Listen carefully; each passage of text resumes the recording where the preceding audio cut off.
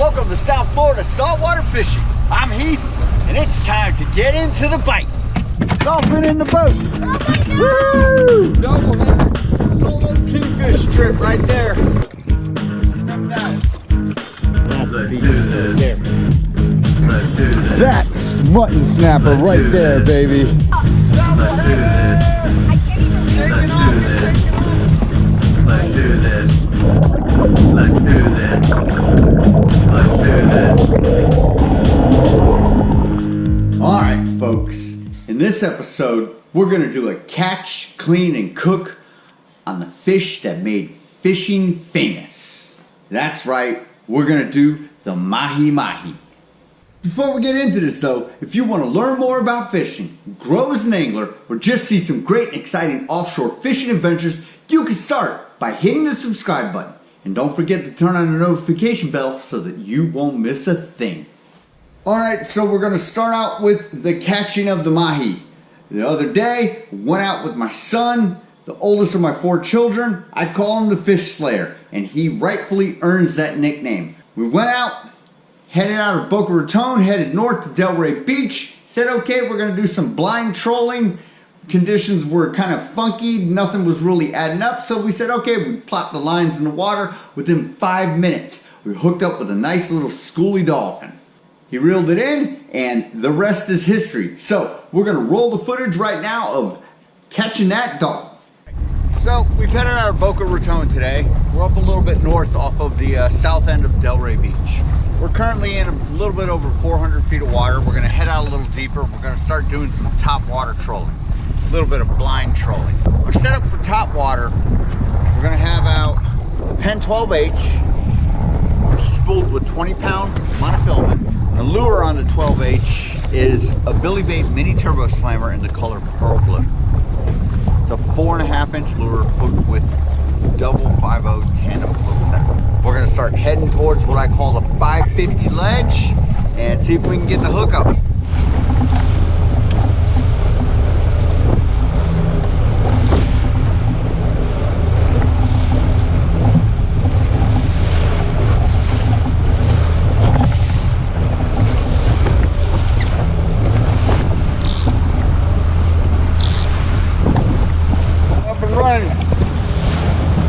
Just in about 430 feet of water, doing in between 6 and 7 knots right now, heading out. Try not to get too beat up because it's a little bumpy. We got the Penn 12H, Billy Bait mini turbo slammer.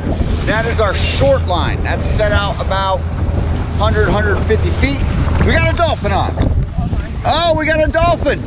Immediately hook up with the dolphin. Get him, big guy, pick. I'm doing it. I'm putting it Oh, back. he's on.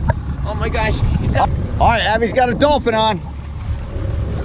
Behind off and Here we go. Here he comes. Pull it back. We're gonna see if we get a keeper. Oh, here he comes. Oh, it's a good dolphin, big guy. Let's go. Get him on home. Big guy with the dolphin. Okay. Oh, he's a good one. Nope, come on. Walk backwards, Abby. Abby, walk backwards, big guy. Backwards. Go big. There we go. Here, give me the rod tip. Don't reel.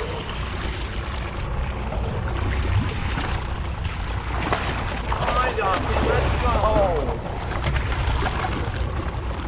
Dolphin in the boat!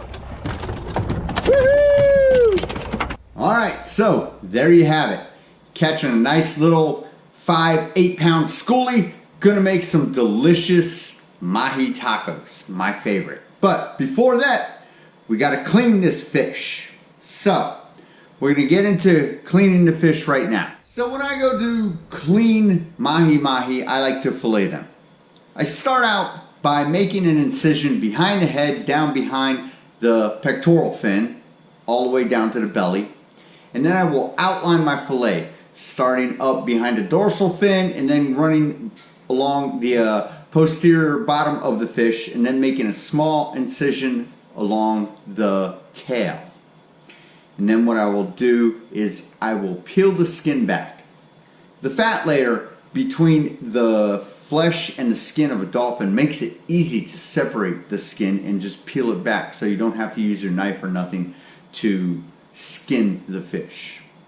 It's a common practice. After I skin the fish, I'll go ahead and I will start removing the flesh, which is the fillet. I'll work down its backside, up from the top of the dorsal fin. I'll carve in until I hit the spine, and then I will go on the underside, which is the posterior side, and I will carve up to the spine, and then I will insert my knife, run it back towards the tail, and free up the backside of the fillet, and then I will flip the fish around, and I will run my knife up his spine through his rib cage all the way to the head to where the initial incision was made. Thus, this will remove the fillet easily. Then I will repeat the process on the other side.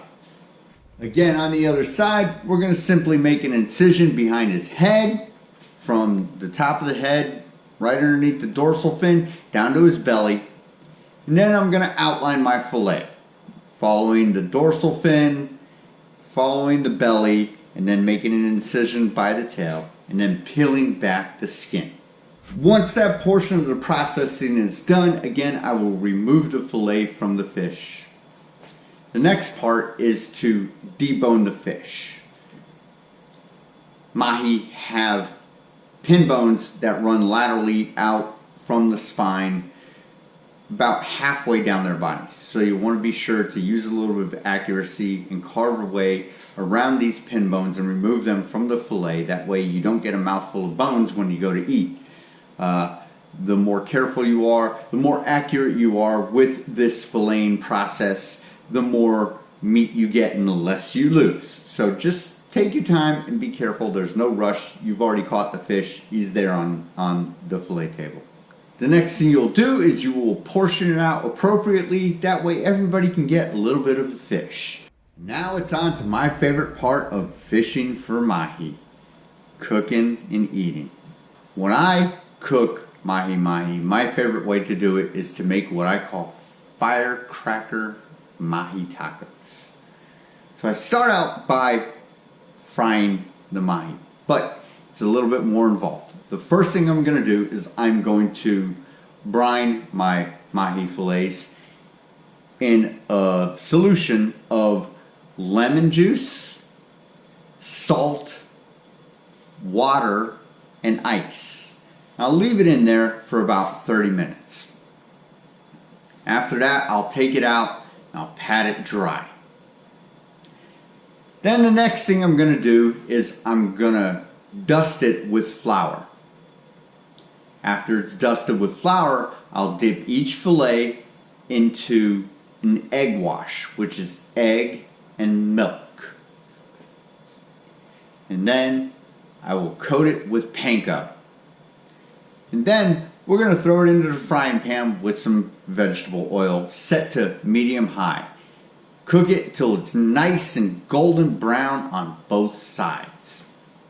Now, part of the prep work also into making these delicious mahi tacos is having some alternate ingredients. Personally, I like to have sliced jalapenos and some Vidalia onion. And then you're going to need a little bit of condiments too. You can use either yum yum sauce, which is always great on any fish, but for me personally, when I'm making these tacos, I like ranch and I like buffalo sauce. Now we've got our fish all fried up. We're going to take it, we're going to put it inside a flour tortilla. We're going to throw on some of those sliced jalapenos, throw on a bunch of little minced up Vidalia onion, a little bit of drizzle of the ranch sauce, a little bit of drizzle of the buffalo sauce. Man, we are ready to eat. That is what I call a firecracker mahi mahi taco. One of my favorite ways to eat it.